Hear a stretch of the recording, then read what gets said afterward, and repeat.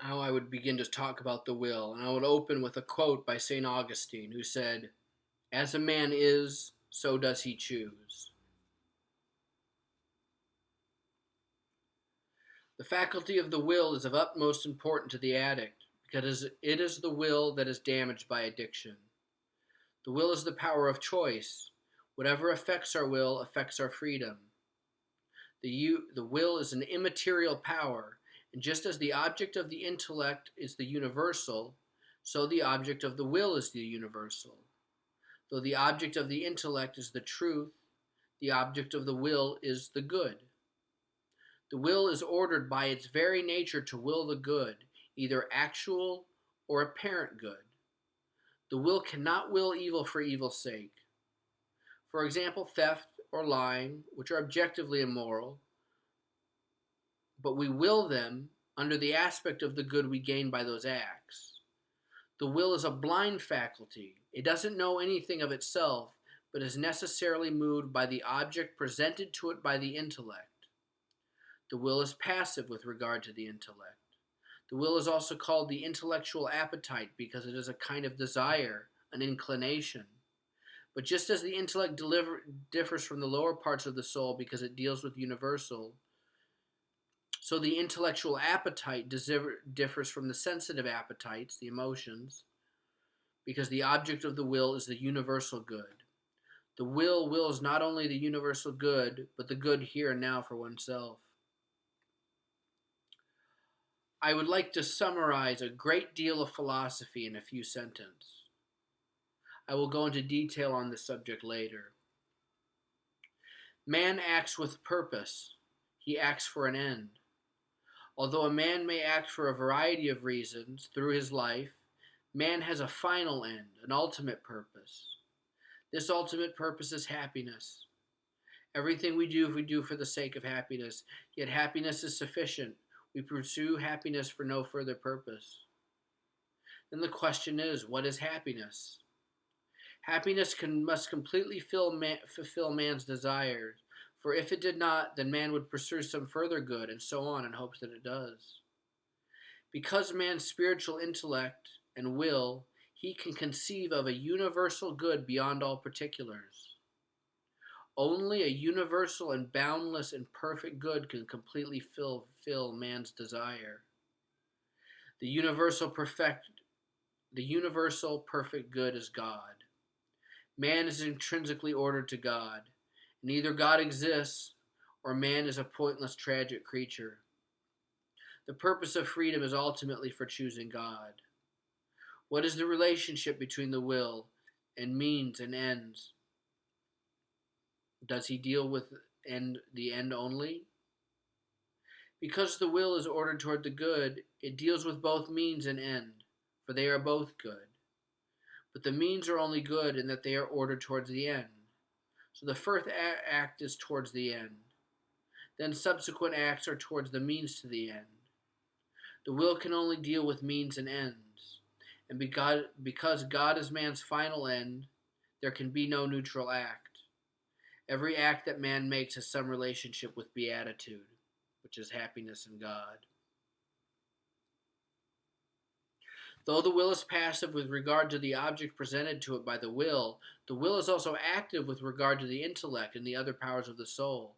What this means is though the will is moved by the intellect, the will also moves the intellect and the other powers of the soul. For example, the intellect proposes an object to the will under the aspect of good.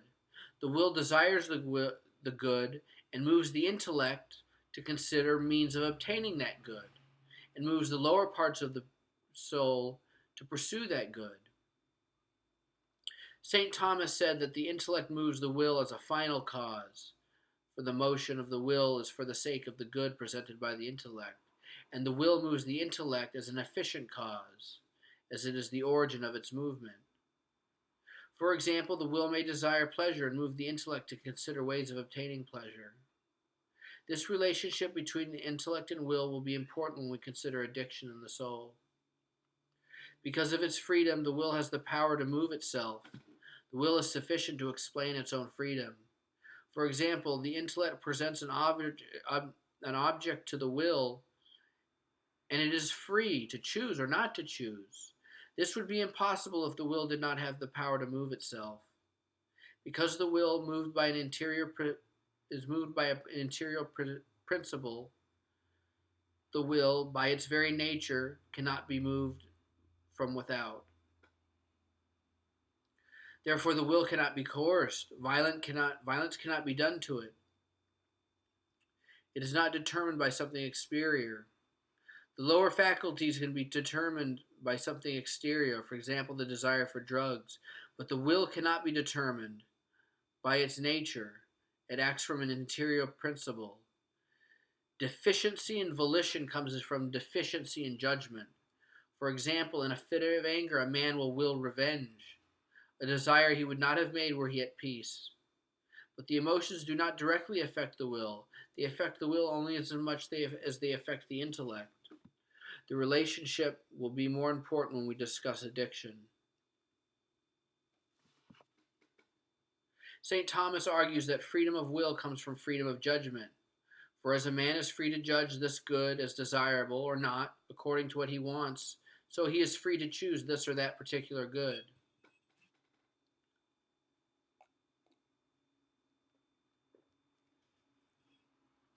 So as man judges freely, so he wills freely. Because animals do not have reason, they are incapable of choosing freely. Although the philosophy I am communicating affirms the free will, it is not true that the will is completely free, and our understanding of this will help us understand the free will. Because the will necessarily wills means and ends, and nothing else, and the end is the good of the means, the will is ordered toward the good. And because the will is spiritual, because it is moved by the object presented to it by the spiritual intellect, its object is the universal good. Because of this, the will is not completely free.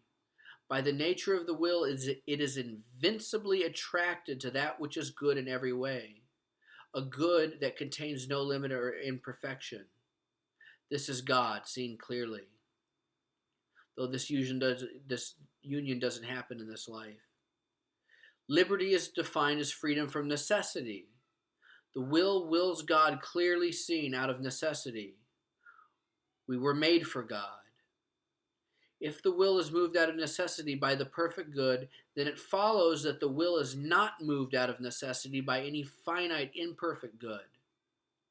The good may be good in itself and difficult and arduous, or it may not be good in itself but delightful and useful.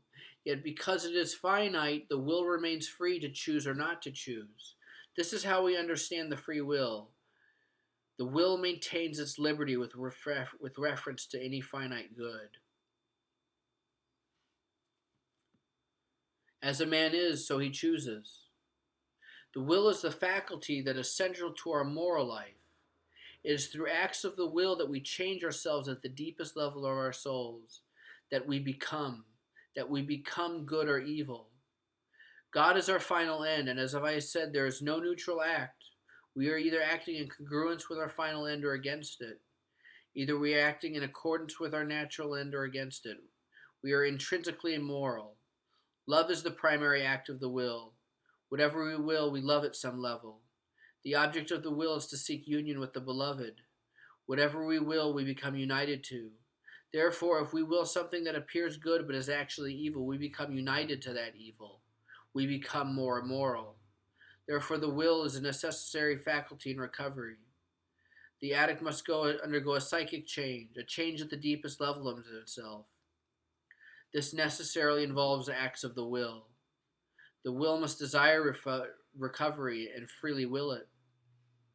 The will must move the intellect to consider the means to obtain recovery.